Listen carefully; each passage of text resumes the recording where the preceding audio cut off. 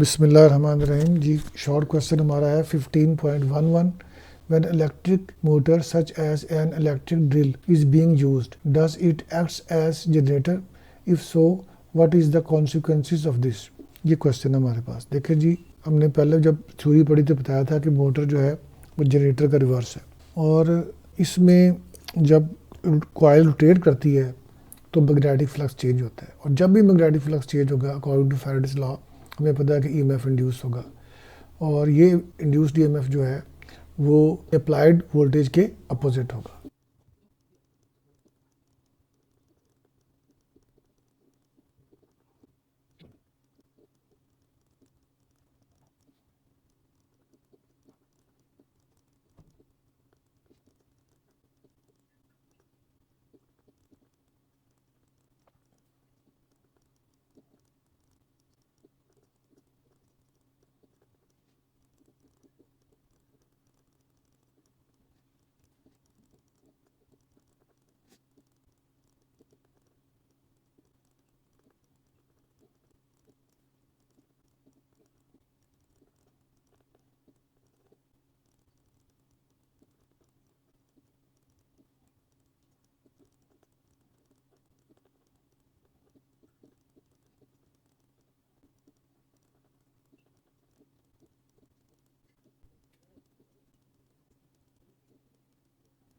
तो हमने इसका आंसर लिखा है कि when voltage V is applied to a motor, current runs और flows in the coil which rotates in the magnetic field. क्योंकि वजह इसकी ये है कि current carrying coil in a uniform magnetic field experience a torque, it produces a changing magnetic flux, और ये changing magnetic flux पैदा कर दी क्योंकि ये कॉइल है, घूम रही है और फील्ड लाइंस चेंज हो रही है, तो इसके अंदर ये काम भी होगा। So induced EMF produced in coil which will oppose the applied voltage V. This induced EMF is called back EMF of the motor. Therefore, electric motors such as drill act as a generator. Moreover, as the speed of the motor increases, back EMF also increases according to the relation. ये हमारे पास relation है, ये यहाँ पर applied voltage है, यहाँ ये mention कर देते हैं where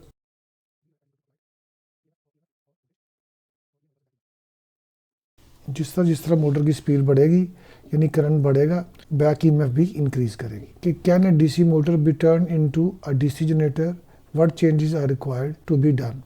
जी मैं हम पहले भी बता चुके हैं कि जो डीसी मोटर होती है ये बेसिकली डीसी जनरेटर का रिवर्स होती है, तो हम इस डीसी मोटर को बड़े आराम से डीसी जनरेटर के अंदर कन्वर्ट कर सकते हैं, क्योंकि उसमें बाकी चीज़ें तकरीबन सेम होती हैं, जैसे स्प्लिट रिंग्स लगे होते हैं इसके अंदर, कुछ चीज़ें चेंज करेंगे और ये वापस जनरेटर में बन सकती है। वो क्या चेंजेस हैं उसको हम लिख लेते हैं।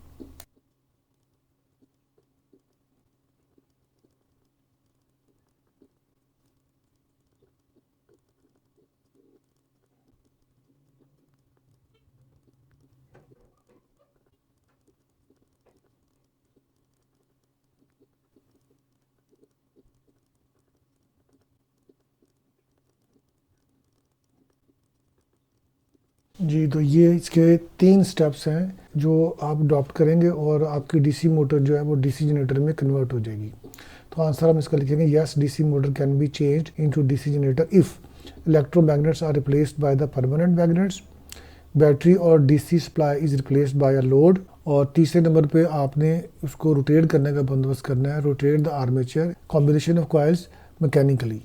तो आपने वो जरिया ढूंढना किस तरीके से आपने इसको रोटेट करना है। Is it possible to change both the area of the loop and magnetic field passing through the loop and still not have a induced EMF in the coil. यानी आप मैग्नेटिक फील्ड को भी change करें, loop के area को भी change करें, मगर फिर भी आप देख रहे हैं कि उसके अंदर ईएमएफ इंड्यूस नहीं हो रहा। ये उस सूरत में मुमकिन है अगर हम कुछ भी ऐसा करें मगर उससे फ्लक्स चेंज ना हो रहा, यानी मैग्नेटिक फ्लक्स कांस्टेंट रहे, चेंज ना हो या जीरो रहे, यानी वो उसके अंदर चेंज वाला फैक्टर ना आ रहा हो, तो उस सूरत में ईएमएफ इंड्यूस जीरो होगा, क्योंकि फैराडेज लॉ के मुताबिक जब तक फ्लक्स चेंज नहीं होगा ईएमएफ इंड्यूस नहीं होगा।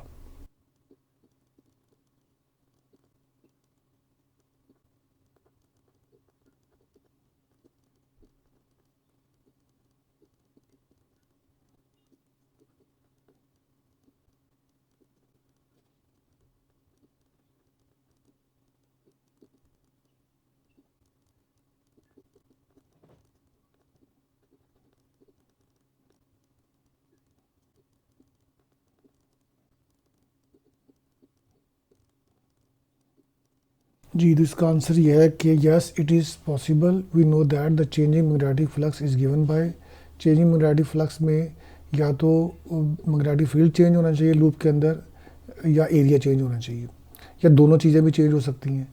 तो दोनों में चेंज जो है वो चेंज इन मैग्नेटिक फ्लक्स पैदा करते हैं।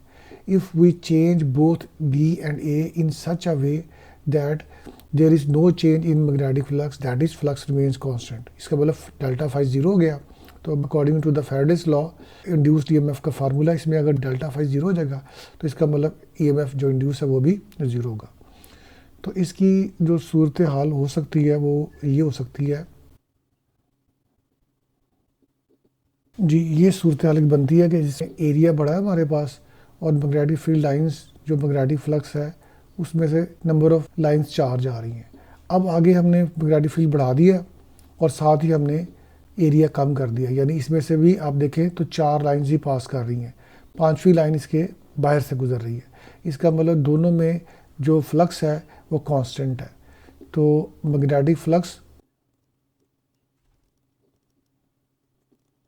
तो ये आप रेलेवेंट डायग्राम एक छोटी सी बना सकते हैं इसके मुताबिक। Can an electric motor be used to drive an electric generator with the output from generator being used to operate the motor? ऐसा पॉसिबल नहीं है क्योंकि ये against law of conservation of energy है, क्योंकि आउटपुट हमेशा जो है इनपुट से कम होती है, यानी कोई ना कोई लॉस उसके अंदर ज़रूर होता है। अगर हम एक डीसी जनरेटर को चलाएं तो उसकी जो आउटपुट होगी वो कम होगी, और उस जनरेटर को चलाने के लिए हम मोटर को यूज़ कर रहे हैं।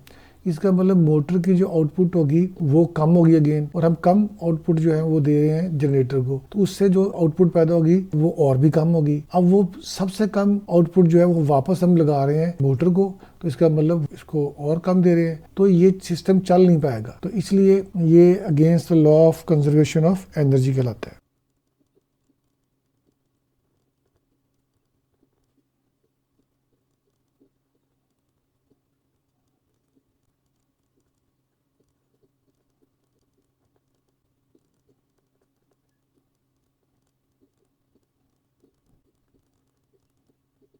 No, it is not possible because output is always less than input, so the system will not operate.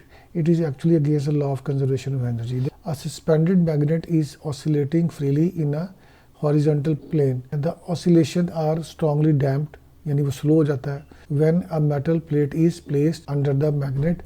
Explain why this occurs. तो ये सारा सिनेरियो वही है जो लेंज लॉ के अंदर हमने बयान किया था।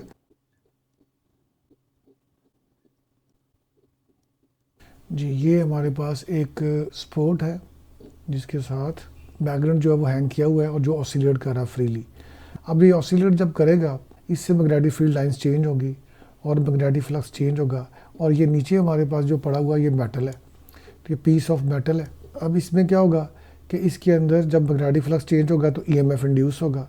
अब ईएमएफ इंड्यूस होगा तो इसका मतलब ये है कि इसके अंदर जो करंट की डायरेक्शन होगी वो ऐसी होगी कि जो चीज़ इसको पैदा कर रही है उसको रोकने की कोशिश करेगी, यानी इसकी ऑसिलेशन कॉज है या वो चेंज है जो इसके अंदर करंट पैदा कर रही है। तो direction of the induce current अब ऐसी होगी जो इसको अपोज करेगी और इसको रोक लेगी, क्योंकि इसकी ऑसिलेशन बेसिकली इसके करंट की वजह है। तो इसलिए ये जल्दी डैम्प्ड हो जाएगा और स्लो हो जाएगा।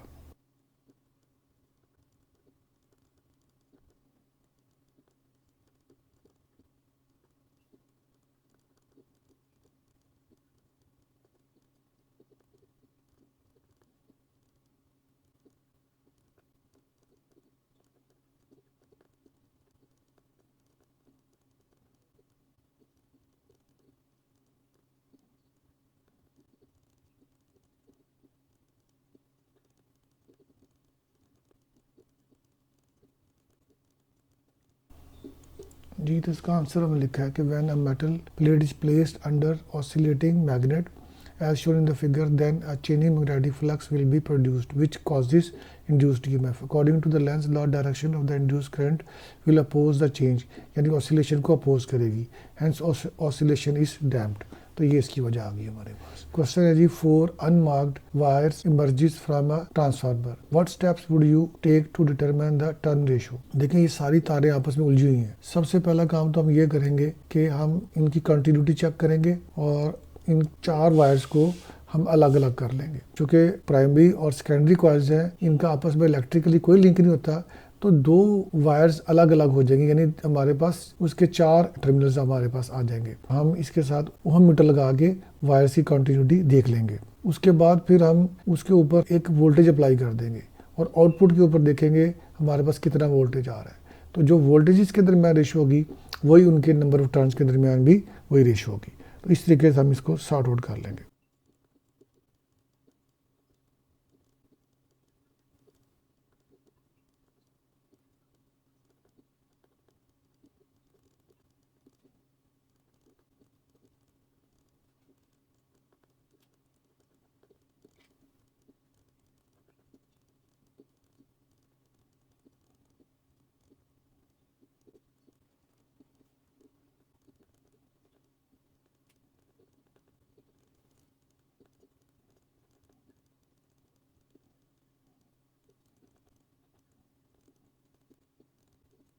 By using Ohm's meter, check the continuity of the wire and separate coils. तो coils को आप अलग अलग कर लें। प्राइमरी और सेकेंडरी का मैटर नहीं है, जिसको आप इनपुट देंगे वो प्राइमरी हो जाएगी हमारे पास, और जहाँ से हमें आउटपुट लेंगे वो हमारी सेकेंडरी हो जाएगी कॉइल।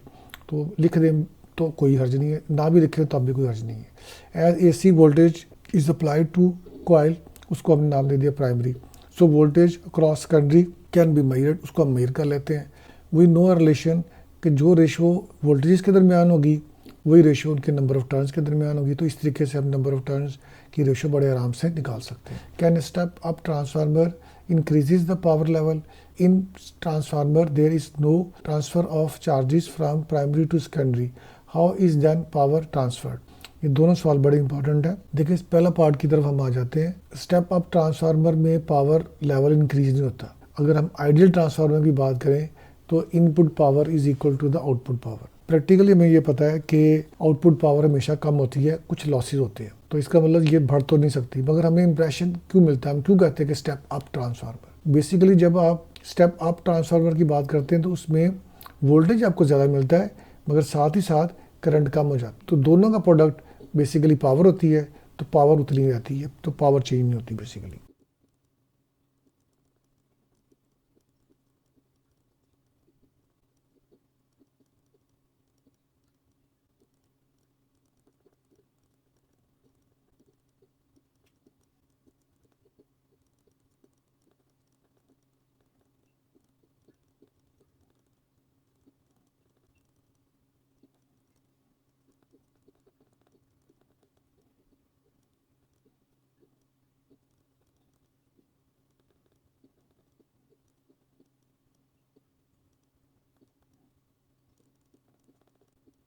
जी, तो इसका आंसर है we know that for an ideal transformer input power या power input is equal to power output, V I P is equal to V S I S, यानी करंट है that has inverse relation with the voltage.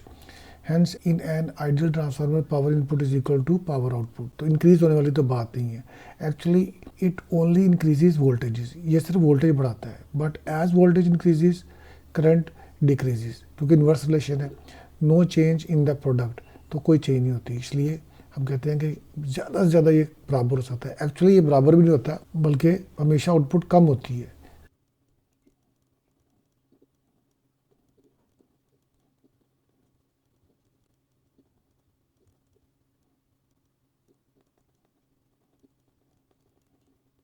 Power is transferred magnetically, mutual induction का असूल भी हमने पढ़ा था, because coils are strongly magnetically linked, तो इस वजह से पावर ट्रांसफर होती है। Next, when the primary of a transformer is connected to AC main, current in it, दो पार्ट है, पहला part is very small if secondary circuit is open, but B parts का ये है कि increases when secondary circuit is closed.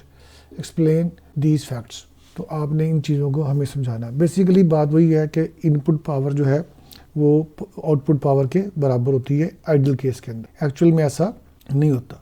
If secondary circuit is open, तो इसका मतलब ये हुआ कि सेकेंडरी में करंट यूज़ नहीं कर रहे आप, ज़ीरो है। तो जब उधर हमारे पास करंट ज़ीरो है तो प्राइमरी के अंदर फिर क्या होगा, तो उसके अंदर भी करंट ड्रॉन जो है वो ज़ीरो होगा, नियरली इक्वल टू ज़ीरो होगा।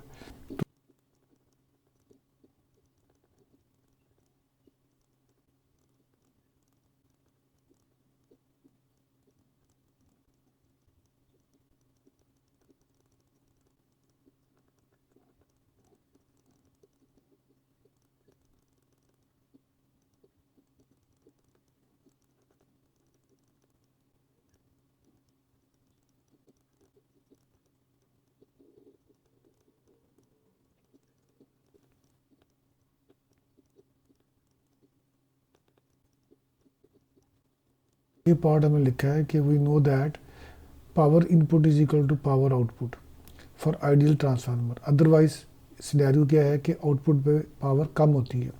हम आइडियल की बात ही कर लेते हैं। सेकेंडरी सर्किट जो है वो ओपन है, इसका मतलब उसमें करंट कितना होगा, ज़ीरो। जब इसमें करंट ज़ीरो है तो फिर पूरे सेकेंडरी में पावर कितनी होगी, तकरीबन ज़ीरो होगी, नियरली इक्वल टू ज़ीरो। इसका मतलब है जो इनपुट होगी वो भी फिर ज़ीरो होनी चाहिए, नियरली इक्वल टू ज़ीरो। अब चूँकि वो एसी मेन कनेक्ट है प्राइमरी के साथ, तो इसका मतलब वोल्टेज तो प्राइमरी ज़ीरो नहीं है, तो इसका मतलब दोनों का प्रोडक्ट ज़ीरो है, तो इसका मतलब करंट ज़ीरो की वजह से प्रोडक्ट ज़ीरो हो जाएगा। इसलिए हम कहते हैं प्राइमरी में करंट तकरीबन ना होने के बराबर होता है। अब आ जाते हैं बी सिनेरियो के ऊपर कि जब सेकेंडरी सर्किट जो है वो क्लोज्ड होता है, फिर क्या होता है। उस सूरत हाल में हमें पता है कि अब करंट ड्रॉ हो रहा है सेकेंडरी में से, इसका मतलब वहाँ पावर आपको जा रही है VS IS, तो इसका मतलब इनपुट भी वही उतनी होगी। VP कांस्टेंट है तो इसका मतलब करंट इंक्रीज़ करेगा, तो इसको भी हम लिख लेते हैं।